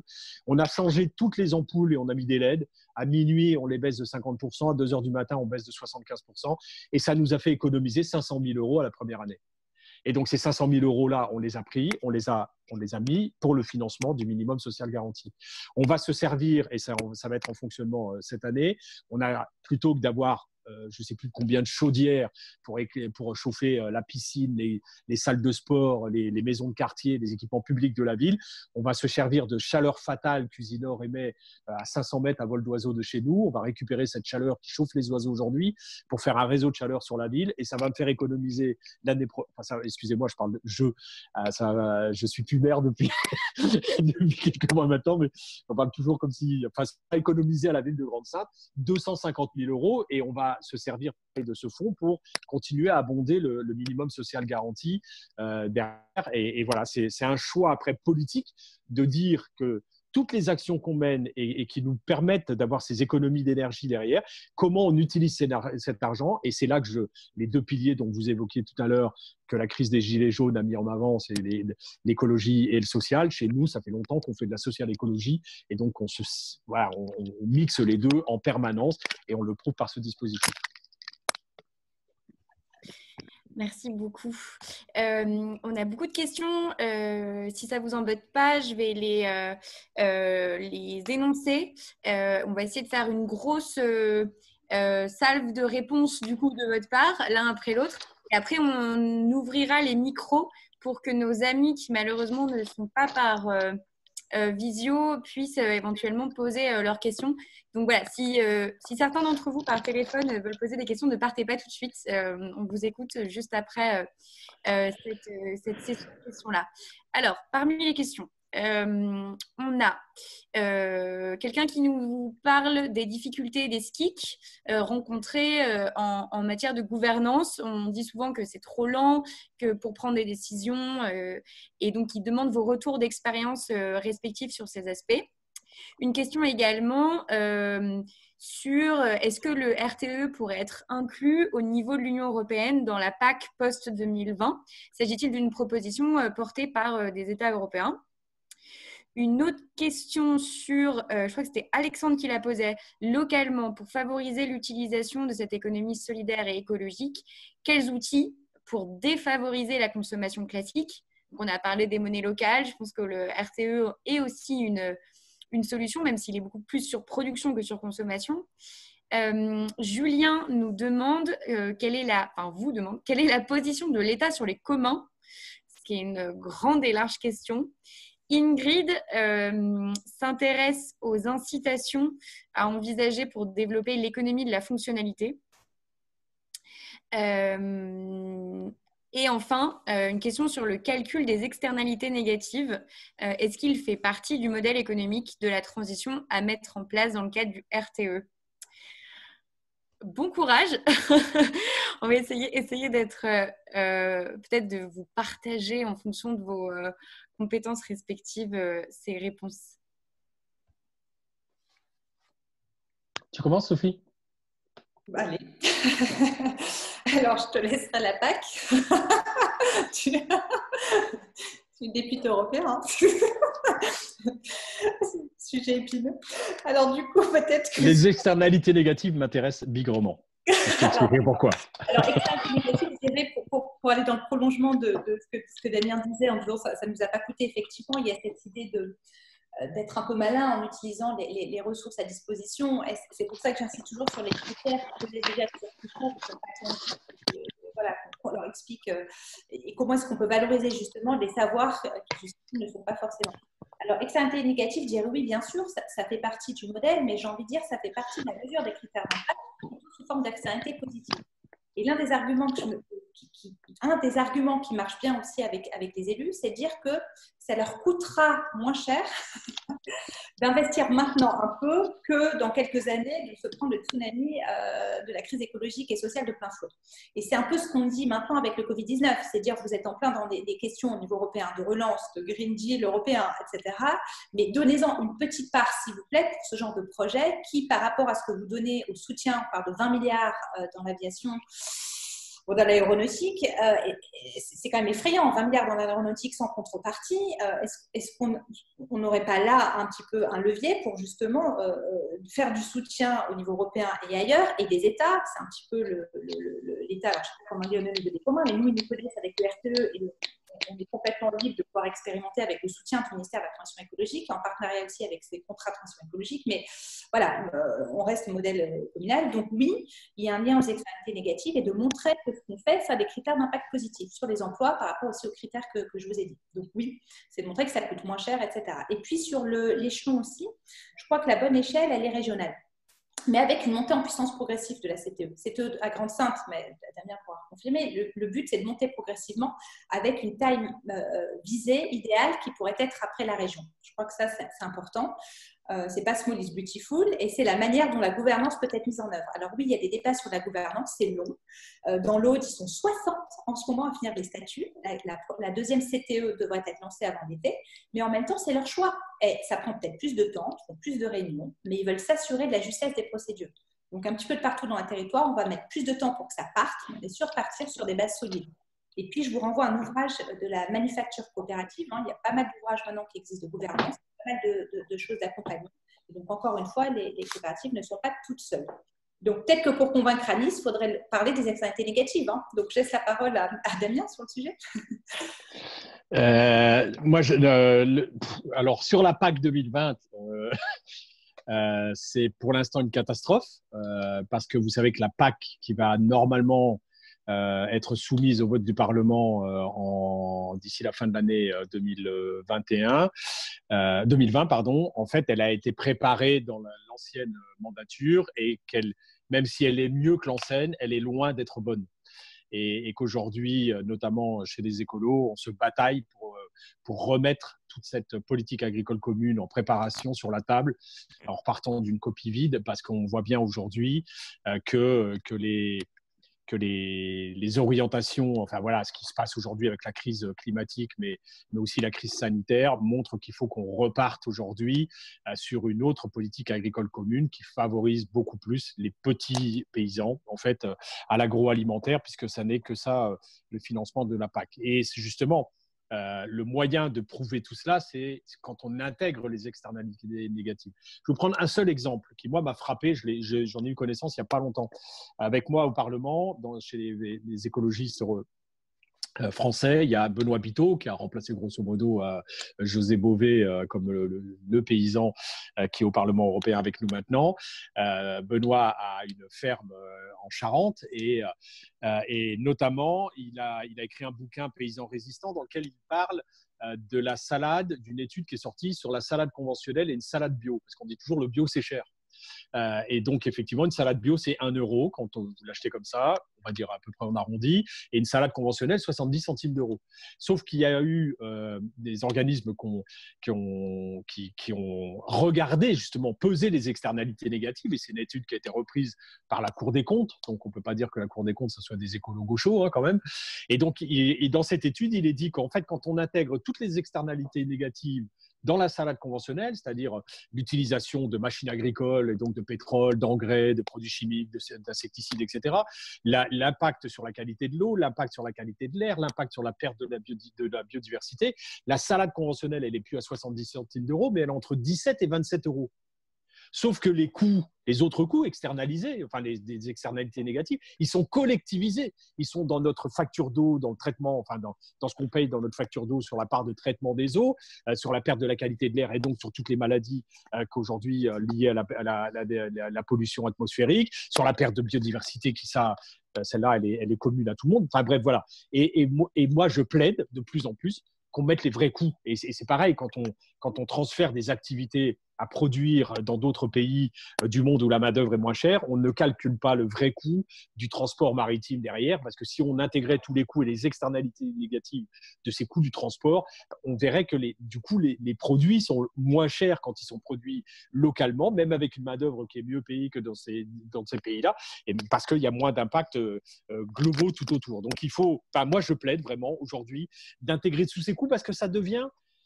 Et je suis en train de le vivre aujourd'hui dans une des commissions dans lesquelles je suis membre à l'Europe, dans la commission industrie, recherche, énergie. On parle d'hydrogène, par exemple, et on dit que l'hydrogène, qui pour moi est une solution de stockage de l'énergie renouvelable, qui est aussi, parce qu'il y a une expérimentation en cours en Suède, et je suis concerné avec Usinor, qui fait de l'acier. Tiens, je vais vous donner aussi un exemple, puisque je trouve que donner des exemples concrets, ça parle. ArcelorMittal à Grande-Synthe, enfin Dunkerque, produit 7 millions de tonnes d'acier par an. Et dans son process de fabrication, pour produire ces 7 millions de tonnes, il émet à peu près, c'est un peu moins, de 2 tonnes de CO2 par tonne d'acier produit. Donc, ça veut dire que pour faire fabriquer 7 millions de tonnes d'acier, il émet 13 millions de tonnes de CO2 par an. 13 millions de tonnes, c'est 2% des émissions de CO2 de la France par an. vous rendez compte de ce que ça peut représenter. Il y a une expérimentation en Suède chez un autre aciériste qui s'appelle Saab et avec un énergéticien qui est l'équivalent d'EDF en France, Vattenfall, qui a des éoliennes en mer et cette énergie éolienne, donc énergie verte, électricité verte, il la transforme en hydrogène et les hauts fourneaux de cet aciériste, au lieu de les faire tourner à coup de charbon comme chez nous, grosso modo, ils vont les faire fonctionner à hydrogène et ils vont donc produire un acier zéro carbone, sans émission de carbone. Et donc, quand je demande, c'est quoi les estimations alors, c'est un pilote qui est en cours aujourd'hui. Ils veulent finalement le mettre en place. Ils avaient décidé en 2035, mais ça sera opérationnel en 2030. Et je leur dis, mais quelles répercussions ça aura sur l'utilisation de l'acier, donc quel surcoût ça va générer derrière. Ils ont fait le calcul que pour une automobile, et qui est quand même un des gros circuits de cette aciérie produite en Europe, pour acheter un véhicule, ça augmentera le coût du véhicule de 100 €. C'est-à-dire, grosso modo, le coût de la roue de secours dessus. Donc, on voit bien qu'on peut très bien aujourd'hui, on connaît ces process de fabrication qui permettraient de nous réorienter vers les objectifs de Paris derrière. Mais quand on dit produire d'hydrogène, c'est cher aujourd'hui. Mais ça veut dire quoi cher ? Quand on prend quoi comme coût derrière ? Est-ce qu'on prend le coût des externalités négatives du pétrole, du gaz ou même du nucléaire, hein, si on parle du nucléaire, avec l'extraction dans des mines et la gestion des déchets derrière, qu'on ne compte jamais dans le coût de l'énergie. Donc, c'est pour ça qu'il faut aujourd'hui, dans toutes nos approches, englober les externalités négatives pour pondérer les objections qu'on nous met à chaque fois en disant c'est trop cher. Parce qu'on n'intègre jamais les coûts sociétaux de notre mode de fonctionnement aujourd'hui. Voilà ce que je voulais rajouter sur la PAC et les externalités négatives. Et puis juste de prendre aussi en compte, je complète en une seconde, c'est l'EROI, l'Energy Return on Investment. On parle toujours d'EROI strict et pas étendu, et c'est-à-dire que même pour produire du verre, il faut aussi du fossile. Donc, c'est-à-dire pour construire une éolienne, on a besoin de béton. Et donc, le béton, ça veut dire qu'il faut prendre aussi en compte toutes les technologies hyper performantes qui nous permettent maintenant de faire du pétrole et du gaz non conventionnel. C'est ce qu'on oublie. On met tout ça en œuvre et ça devrait être aussi pris, y compris dans les ROI étendus, les coûts de transport pour acheminer en plus toutes ces énergies. Merci. Je pense qu'on va ouvrir les micros. Thomas, si tu es là pour du coup laisser les personnes qui sont au téléphone, si elles le souhaitent, prendre la parole, réagir, poser une question.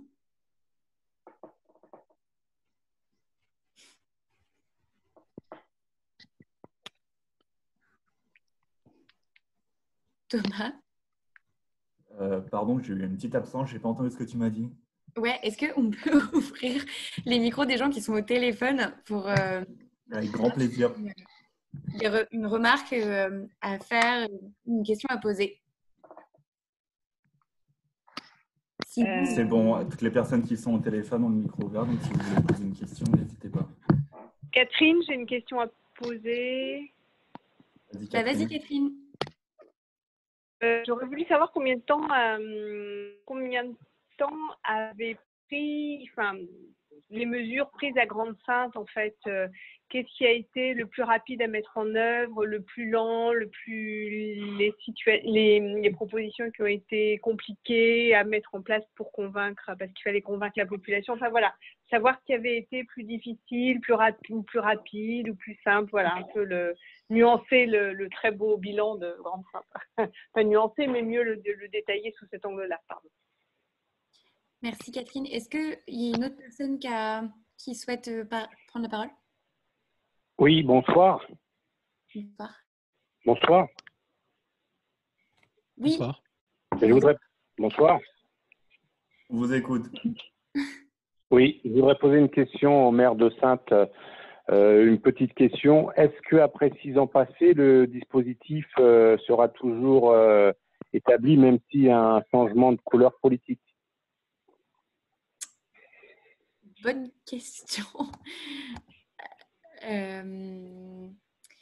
Et du coup, je me demandais, oui, juste peut-être la position de l'État sur les communs. Je ne sais pas si vous y avez répondu ou pas. si vous souhaitez rebondir là-dessus. Et je vais rajouter une question, pardon, je prends les devants, une question perso. Dans tout ça, moi, ce qui m'interroge un peu, c'est la question des villes. J'ai l'impression on parle beaucoup de territoires qui ne sont pas forcément très, très urbanisés, ou en tout cas qui ont encore des terres agricoles à proximité, etc. Or, on le voit, la logique des politiques d'aménagement du territoire jusqu'à maintenant, ça a été quand même de vider les campagnes et de tout concentrer dans des métropoles qui en plus se tirent la bourre au niveau national, européen et mondial.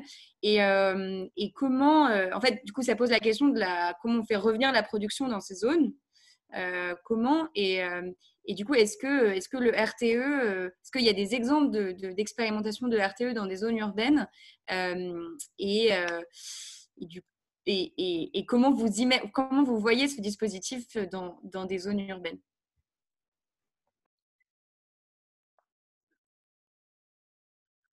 C'est à moi là. Alors, on a beaucoup de demandes, en fait, aussi d'expérimentation de RTE, mais bon, moi, je ne peux pas me démultiplier non plus, et les collègues chercheurs et les équipes de recherche aussi à chaque fois, donc c'est pour ça qu'on va aussi chercher un peu d'aide en termes aussi de financement sur les collectivités au niveau de l'Europe, on voit un petit peu aussi partout pour aider à renforcer aussi les équipes et les expérimentations un peu plus tard. Donc, on a des demandes aussi d'agglomération. Je pense aussi à la région PACA, aussi pas mal. On a la Réunion, alors c'est pas urbain, mais c'est encore les départements d'outre-mer assez intéressants. On a les départements de Haute-Vienne, alors là c'est moins encore un peu dans cette diagonale, encore un petit peu difficile, hein, de patrimoine culturel fort, mais désindustrialisé, avec des mines d'or notamment là-bas. Donc oui, il y a des demandes d'agglomération. Je pense aussi tout ce qui est vers Chambéry, Cœur de Savoie, vers Lyon.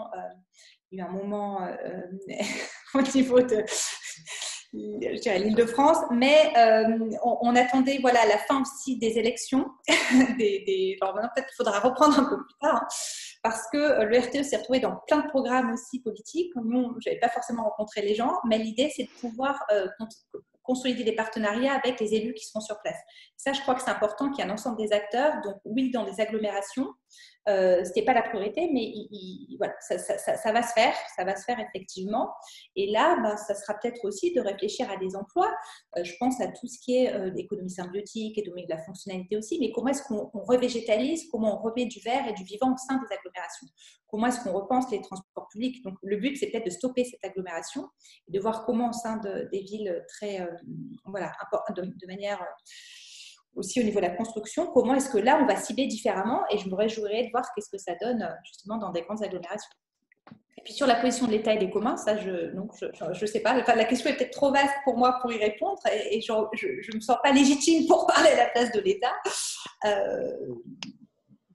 Mais peut-être qu'il y avait aussi un lien sur la sécurité par rapport aux éclairages à Grande-Synthe et comment, sur le Rassemblement national. Moi, ce que je dirais juste dans ces coopératives, dans cette mise en œuvre, c'est que justement là, il y a des exemples de démocratie citoyenne locale qui peuvent mettre du temps, mais qui sont inclusives et qui permettent le débat public et citoyen. Donc pour moi, ces mises en œuvre et ces expérimentations, elles sont l'opposé d'un régime tyrannique, autoritaire et dangereux pour la démocratie. Je vais prendre le relais pour les autres questions qui étaient posées. Alors, celle à laquelle on n'avait pas répondu précédemment, sur la position de l'État sur les communs. Ce n'est pas vraiment des communs et la préoccupation, quand je dis de l'État, on ne va pas dire l'État, parce que du gouvernement aujourd'hui, et des gouvernements qui se sont succédés. La position sur le sol, par exemple, hein, sur la protection de l'artificialisation des sols et comment ils imposent. Je me souviens déjà à l'époque, Hollande avait dit zéro artificialisation en 2025. On est en 2020 et on est loin du zéro artificialisation des sols. Hein. Et pourtant, le sol, c'est un bien commun qu'il faut préserver. L'eau, c'est la même chose. Je ne suis pas sûr que ça soit dans les paradigmes de nos gouvernants actuels, les communs. Donc voilà, je ne peux pas répondre non plus à leur place, mais de ce que je peux en dire en tant qu'ancien maire et aujourd'hui député européen, on sent bien que ce n'est pas leur préoccupation. Pour répondre à Catherine, sur combien de temps ça a pris, qu'est-ce qui était le plus difficile et le plus rapide, Je ne peux pas répondre.